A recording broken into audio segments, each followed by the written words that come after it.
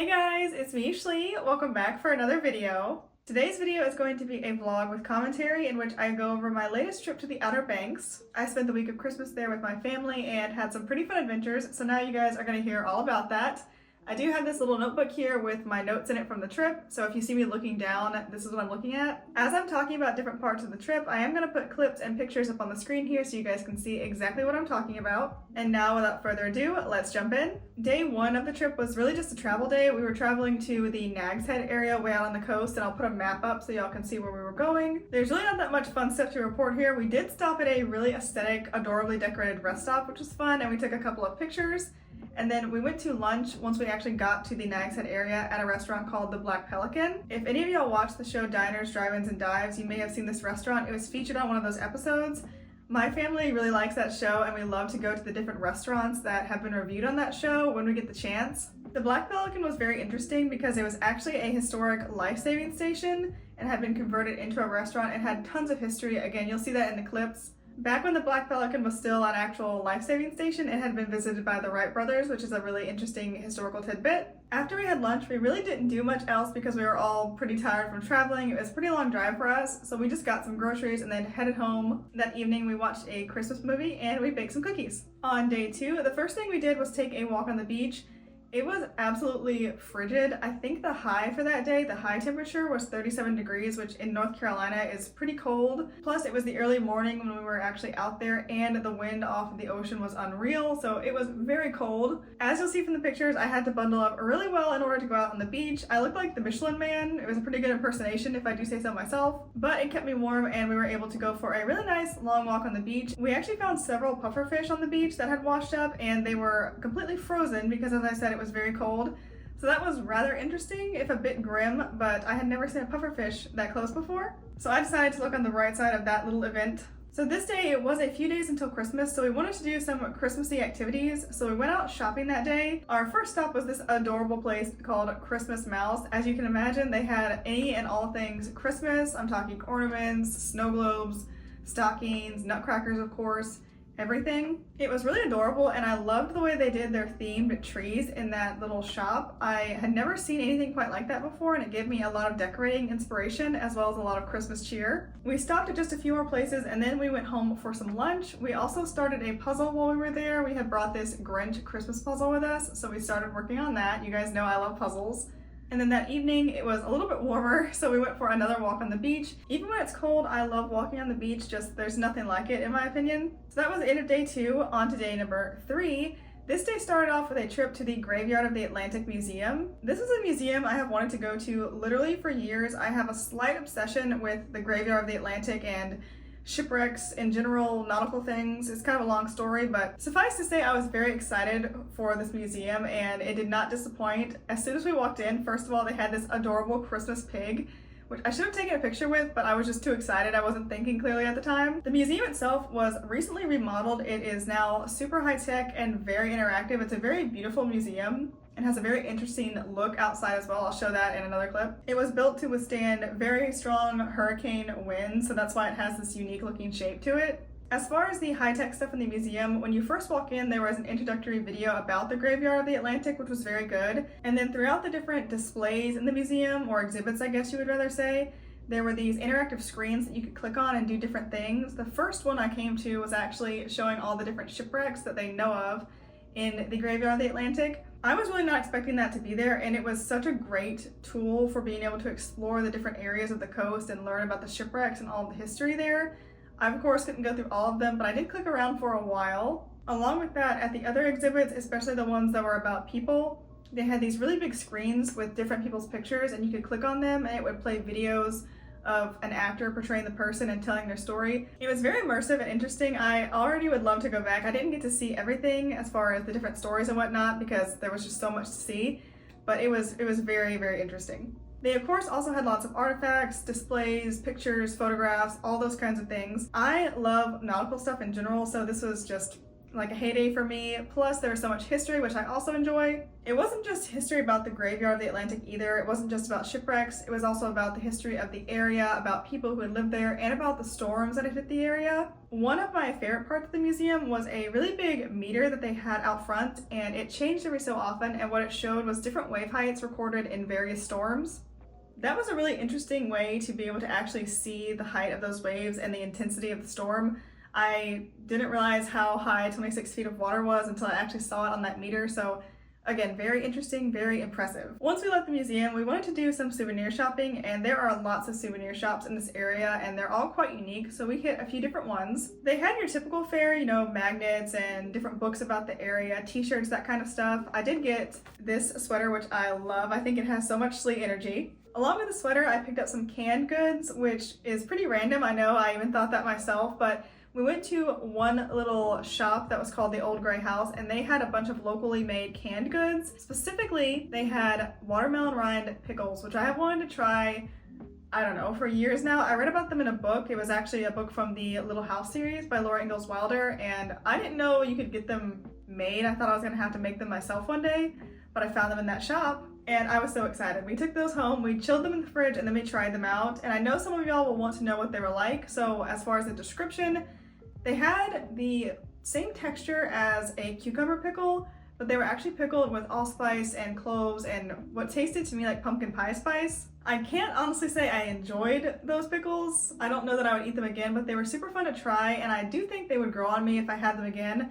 I do want to try making them myself one day and changing up the spices. I think they would be really good. That evening, once we got home from shopping, we finished up our puzzle and then we went for another walk on the beach. I didn't take a lot of clips of the beach all the time, but I took some each day because it's always changing and I never get tired of that view. I don't know if y'all do, but I could look at it every day. So you're gonna see that a lot in these clips, the beach that is. Moving on to day number 4. This was Christmas Eve, so our activities were sort of limited to what was open. A lot of places, of course, are closed on Christmas Eve. Our first stop was Fort Raleigh National Park, which is over on Roanoke Island, and it is the site of the Lost Colony of Roanoke. So as y'all know, I'm from North Carolina, and the Lost Colony is a huge thing here because it occurred in North Carolina. And it was very interesting to go to this national park and get some really detailed history. They had some fascinating exhibits and a lot of good information, and I really enjoyed the way they had set up the visitor center. Along with that, they had a nice introductory video about the Lost Colony with some really good information in it, and I must give a shout out to the actors in that video. They gave it everything they had. They were very convincing. It was only a 17-minute video, but I was very into it, and I was kind of hoping there would be like a longer version somewhere, but I haven't found one yet. We also got to go down a walking path to see some earthenworks that have been built with the colony and everything. Again, more immersive history. It was a little too cold for us to stay outside for too long, so unfortunately we didn't get to spend too much time there. Back in the actual visitor center, there was also this room we went into, which was styled in the old English fashion. The wood paneling that you see was actually 400 years old. It was taken from an old English estate. And the room itself was just beautiful. The artwork was beautiful, the ceiling was beautiful, it had a very nice big fireplace. And I know I keep mentioning immersive history, but when you can step into a room that looks like it's literally from the 15 or 1600s, that's pretty cool, you have to be honest. So overall, Fort Raleigh was a really nice stop. It was a little bit of history mixed in with the rest of our fun on vacation, and I really enjoyed it. On the way back home, we ran across this store that was called the Christmas Shop, so of course we had to get in there as fast as possible. I was absolutely sure they had some things that we could not live without, and I was right. Similar to Christmas Mouse, they had different themes going on throughout the shop, which was pretty big. So they had themed rooms like the Grinch room, and then they had a nostalgia room with old-timey Christmas things in it. And they had everything you could want. They had ornaments, again, nutcrackers. They also had a general store section, which was really nice. They had some different snacks and drinks. They had locally handmade soaps and perfumes and different bags, scarves, hats. They had everything you could need if you were doing last-minute Christmas shopping. There was so much Christmas cheer in there. I'm sure y'all can tell just from the clips how nice it was. I really was happy that we found that place because I didn't know it existed. We just happened to drive by it, so that was a nice, happy accident. In case anybody was wondering, I did buy some stuff. Mainly it was different types of unique chip flavors that I gave to Amber. She loves to try different types of potato chips, and they had a bunch of different ones there, so I loaded up on those for her. Day number 5 was Christmas Day. I did not film it all this day because I was focused on spending time with my family. We did go down to the beach and we had a really nice Christmas dinner. I just chose not to film it. We also did make gingerbread houses, and I'll put some pictures of those in. Making gingerbread houses is one of our family traditions that we do every year, and I must say I'm getting pretty good at it. I was even able to put icicles on my house this year and I thought they looked pretty realistic. Okay, moving on to day number 6 already.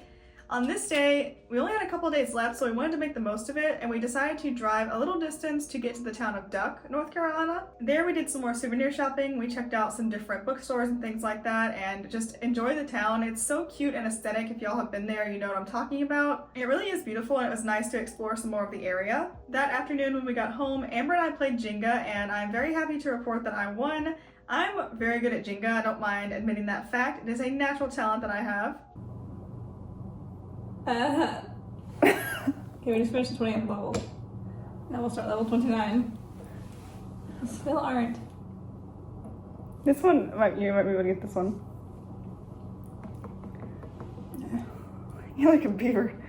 I will put a stop to this. No!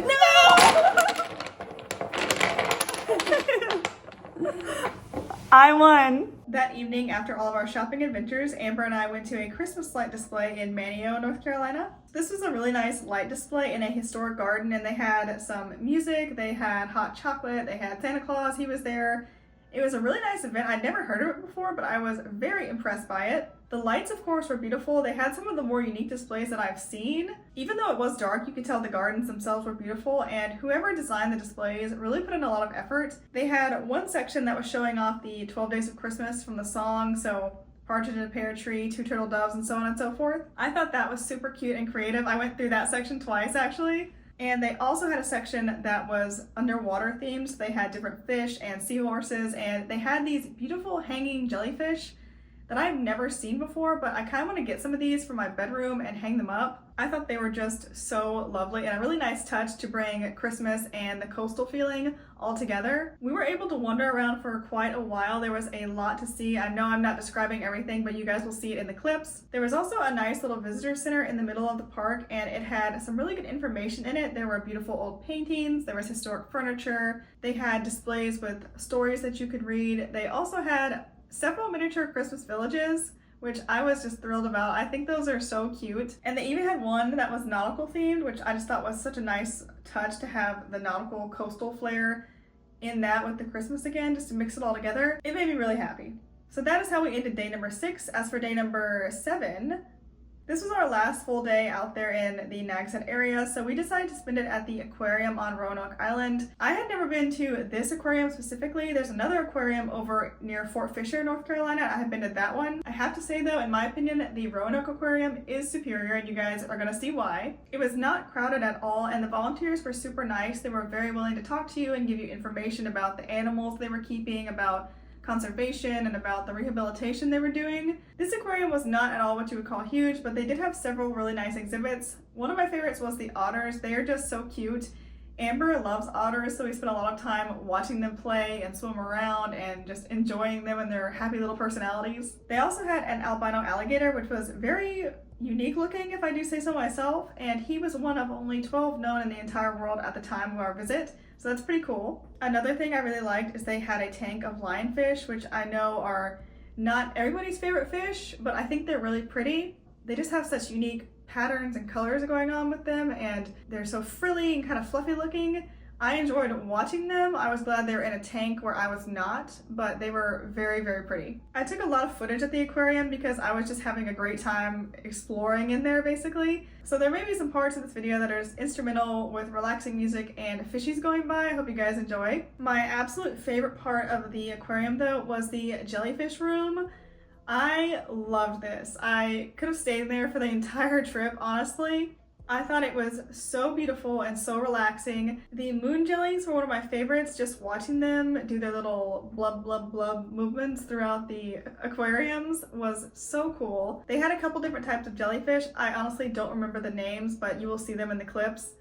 I just stood there and filmed them and watched them for quite a long time actually. But what can I say? I think jellyfish are just very relaxing and interesting to watch. They may be deadly, but I choose to overlook that part of their nature. Outside the aquarium, the adventure actually continued. They had this little area where you could do some fossil hunting, so of course I had to jump in and try my hand. I didn't find anything, unfortunately, but it was still fun, and if I had had more time, I probably could have dug around some more and found something. Along with that, at the end of the block, I guess you'd call it, that the aquarium was on, there was a really nice fishing pier, and at the end of that, there was an area with some rocking chairs. There was a nice overhang that gave you some shade, and the view was beautiful. You could see the water and two really big bridges that connect the different islands of the Outer Banks. When we left the aquarium, we headed to downtown Manteo to have some lunch and do some exploring. For lunch, we stopped at Tortuga's, which is a Mexican restaurant that was on Diners, Drive-Ins, and Dives. You're going to hear that as a recurring theme in this video. The food was absolutely delicious. I got the carne asada tacos, and I highly recommend those if you do stop by Ortega's. Outside the restaurant, in the rest of downtown, there were some really nice shops. We went into one bookstore that had both new and used books, which I love to see. We picked up quite a few things there and then just walked around to check out the other shops and the architecture and just the decorations in town. All the Christmas decor was still up, of course. And it was a nice sunny day, so everything looked beautiful. It was a little cold and windy, but nothing to complain about, especially not when compared to the day of the frozen pufferfish a few days before.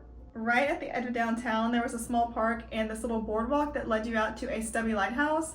I believe it was called the Roanoke Marshes Lighthouse, but don't quote me on that. Whatever the name, it was so adorable. It was stubby, as I said, but it was also decorated in this beautiful coastal Christmas style. The garland around the railing had oyster shells and starfish in it, as well as little bits of red, and then of course it was green, so it had everything in it for a beautiful Christmas cheer. The lighthouse itself had a red roof, so that tied into the decor and just was so pretty. Amber and I had a lot of fun exploring that. We had our picture taken with her Polaroid camera and just really enjoyed the day there. It was just so nice to be out there kind of on the water in that really nice house, which by the way had a miniature museum inside. There was an exhibit on a gentleman who lived there who made boats, and then there was some history about the lighthouse itself. Again, I always appreciate when you can learn something about the places you're going to.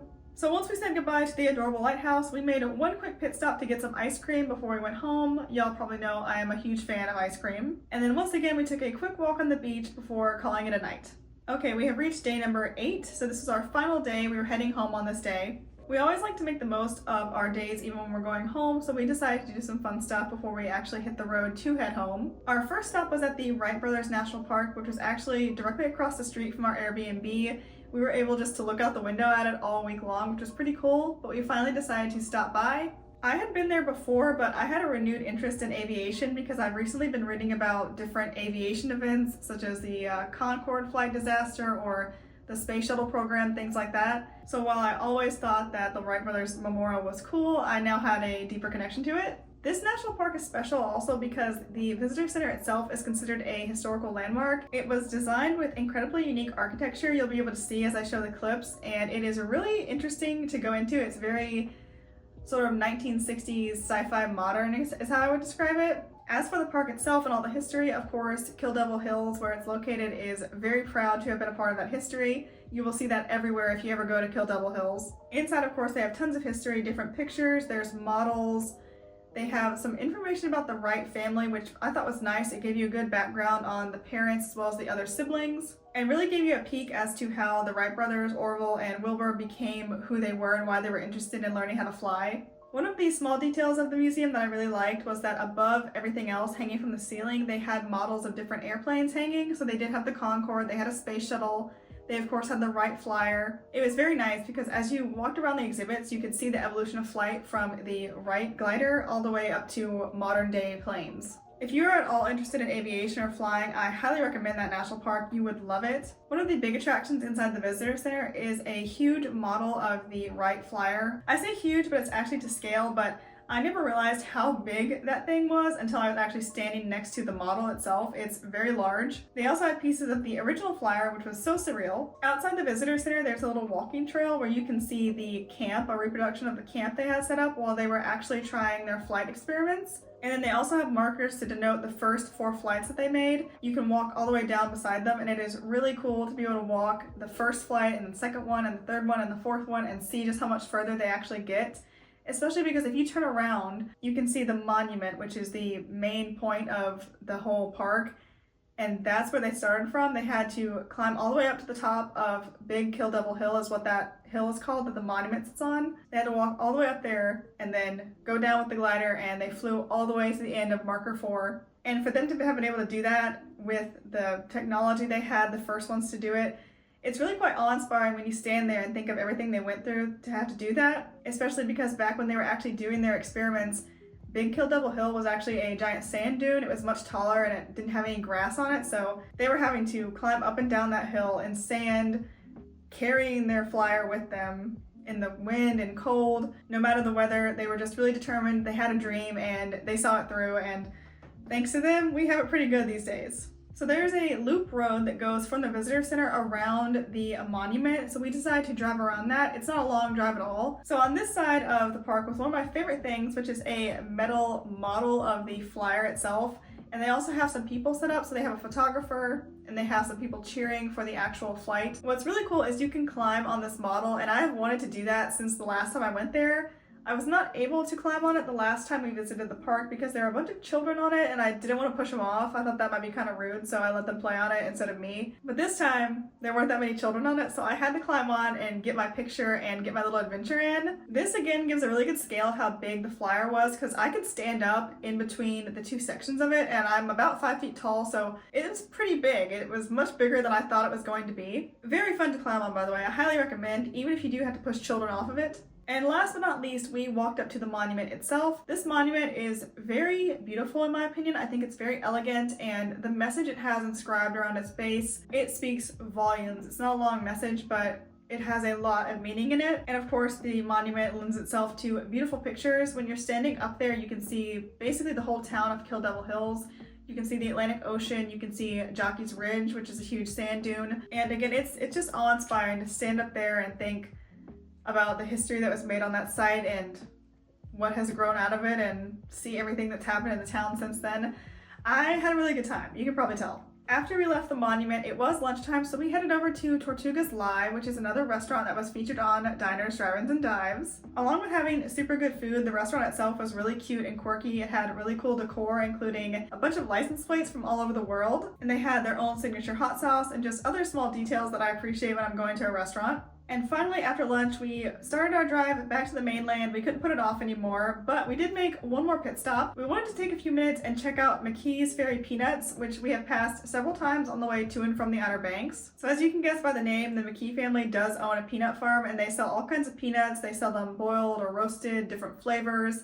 I saw they had Cajun, I think they had ranch, as well as like plain salted, and they're really popular. Locals were actually coming in while we were there to pick up peanuts, I guess, instead of like chips or popcorn for parties for New Year's and stuff like that. Along with the peanuts, they did have other local goods. They had local soaps, locally made jewelry, they had some canned goods like chow chow, jams, things like that. They of course had peanut butter. That would be a really nice place to stop if you wanted to pick up some edible souvenirs for people. Speaking of edible, they did have ice cream available for sale, and as previously mentioned, I am an ice cream fiend, so I got 2 scoops of cinnamon bun ice cream. It was really good. It was very rich, cinnamony flavored ice cream with a pretty thick cream cheese swirl in there. Highly recommend. If you're ever at McKee's and they have that flavor available, get 2 scoops. And just for fun, here's a clip of Amber filming me filming my ice cream. So this is like a behind the scenes clip for y'all to look at. This is what I do for y'all. I film anything and everything that I want so I can show it to you and share it with you. And that is it. That is the end of my notes for this trip. After that, we just went home, and now here I am enjoying my sweater. I hope you guys enjoyed this video. I did have a lot of fun filming it and putting it together for y'all and just getting to relive the memories again. I hope you guys had a very Merry Christmas with your families as well. This is going to be my first video going up in 2025. I think it'll be a good one to get the year started off right, and of course there is more where this came from. For now, I'm gonna go ahead and say goodbye because I have some other projects to work on for y'all. As always, thank you so much for watching, and I will see you in the next video. Bye guys!